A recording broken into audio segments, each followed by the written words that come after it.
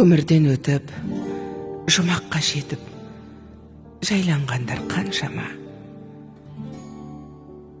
Анасын сағынғандарға арнайы сағыныш басатын жырым. Келмесіне кім қияды анасын, түс көргендей болып пенде қаласың. Анаң ғана мәңгі өмір сүрердей жаулайды екен перзентінің санасын.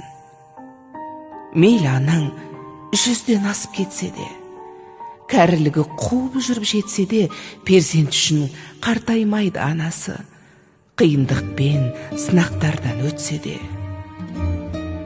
Асыл ана, жүзің нұрлы күн едің, шаңырақтың мерекесі гүл едің, сабырлы едің, қадамы бар салмақты, мейірімге бөлеуші едің жан жақты.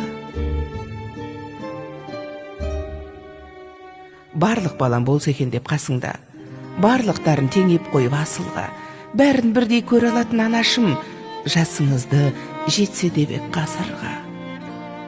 Тазалықты сүйген еді жанындай, таза жүрек қалай тұрсын сағынбай. Сағынамыз, езеуреген кезіңді жүр алмаймыз, бұл тағдырға бағынбай. Кеттің ана, жұмағыңа білеміз, дұға тілеп еске алып жүреміз. Ақжаулығың исіңізді сіңдірген, соны иіскеп, аңсап кейде жүреміз. Даусың сенің естілгенді жібідік, сол даусыңды іздеп жаным түңілдік. Жадыраған жаның жаздай көрінген, жансыз бейне суретіңе үңілдік. Жап-жарық-ай, сендей сұлу болмаған, ұнамай тұр бұл тыныштық орнаған. Өзің барда шуылдаған немерең, тып-тыныш боп, есейгендей таң қалам.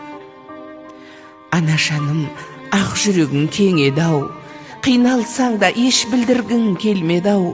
Сіздей мықты бола алмаймыз, анашым, жоқ дегенге бала жүрек сенбеді-ау. Жаным, анам, жалған өмір мәңгі емес, пәк жүзіңдей елестеді таң елес. Тек жақсылық оймен ғана жүргенім, сізсіз өмір өтер бірақ мәнді емес.